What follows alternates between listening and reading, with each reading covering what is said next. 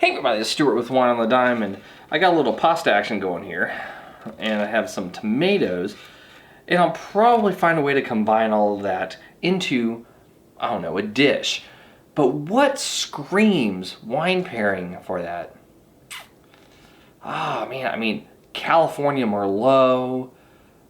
We're talking maybe some Toronto. No, I'm kidding. It's the Chianti. Stay tuned.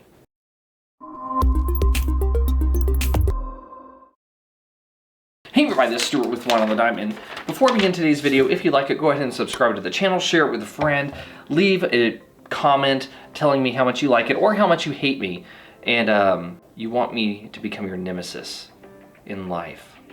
I'm not going to do that, but you can still leave that comment if you feel so inclined. So today I'm going to be talking about this 2019 Chianti. It is the DaVinci Chianti. It is 13.5% alcohol by volume, and it paid $9.48, so let's just go ahead and round it up to $10 here. Anyway, so no screw top, traditional cork. And like I said, I am having spaghetti and red sauce with a little bit of ground venison. And it's not really spaghetti because I do keto. So it's zoodles.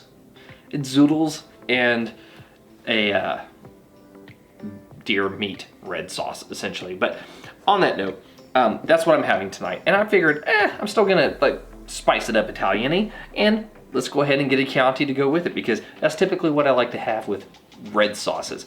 It works well with pizza, it works well with pasta red sauce. So, going that route, let me go ahead and get it. Let's go ahead and take a look at this color though. So from a color standpoint, oh, you are dark. You are way darker than I thought you'd be. Man, I can still see the stem though, so I'm gonna go ahead and give you a medium ruby. No artifacts, no cloudiness. All right, so on the nose, ooh, hoo, hoo, hoo. So there is a good amount of red fruit. Specifically, I'm getting cranberry, I'm getting a little bit of black cherry. What smells like?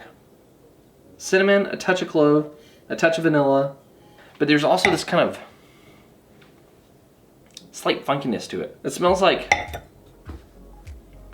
well-baked pepperoni.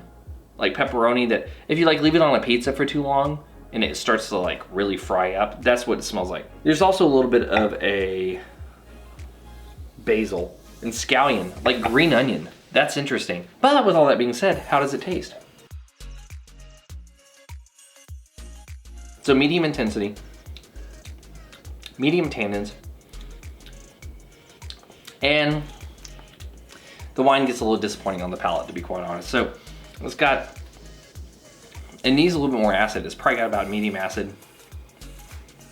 And this would be one where I would actually be scared to pair this with that red sauce, because I feel like the red sauce may have more acid within the tomatoes and the lemon juice that I'm gonna add to it than what will end up being here in this wine. This is just a very even keel red, but it doesn't really have what it needs to stand up to food. Like I would say, this would be a wine that you would use if you wanted to test somebody on Chianti and you wanted to get them a little bit familiar with it, but you weren't going to be doing a food pairing. This would be good because it has some of those base characteristics of Chianti, but it doesn't necessarily go into like a wine that's geared towards food pairing. And this is going to fall flat if I pair it with my dish. So that makes me a little bit sad.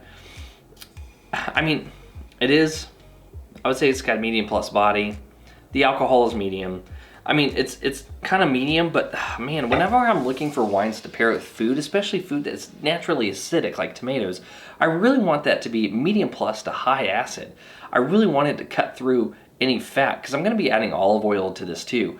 And it's just one of those things where it's like, now it's just going to get muted by all of the stuff within the food. That makes me a bit of a sad panda here. But how sad am I? Let's get to the blick. In terms of balance, half a point. You need more acid. You just flat out need more acid. Also, I feel like the primary fruit is a little bit muted, and I don't know if the acid being added to the wine will raise that, or if that's just because there's something went on when this wine was being made where that primary fruit was just lost. I mean, it doesn't taste oxidized, but it just doesn't taste like it's present, and I don't even know if acid will help that. So half a point in this one. In terms of length, you have a medium finish, I'll give you half a point. Intensity, medium on the palate. Medium minus on the nose. I'm not gonna give you a point on this. Like if you were more intense on the palate, then I would probably give you that. If you were more intense on the nose, I'd probably give it to you. But the nose doesn't match the palate, and even then, the nose is pretty weak, so I'm not gonna give it to you. And in terms of complexity, I'm getting a number of red fruit, and I am getting a number of different secondary elements. They're just not very strong, but they're there. So I'll go ahead and give you half a point. No tertiary whatsoever. In the end, that's 1.5 points. I'm gonna give you okay. You're rounding up $10 Chianti. If I were you, I would save up a couple extra bucks and go with one that's probably around the $13 to $14 range, just because I've reviewed some on my channel. They give a much bigger bang for your buck around that price point. And if you buy this wine, you're probably going to be disappointed with it. Anyway, this has been Stuart with Wine on the Dime. If you liked today's video, please like, subscribe, and comment. Have you had the 2019 DaVinci Chianti? I'd be interested to know if you have. Leave a comment below, and I'll see you all again soon with another episode from Wine on the Dime. In the meantime, I need to go figure out a way to invent a way to use this wine. Or just maybe draw some naked chicks. I mean, it is DaVinci. I'll see y'all soon.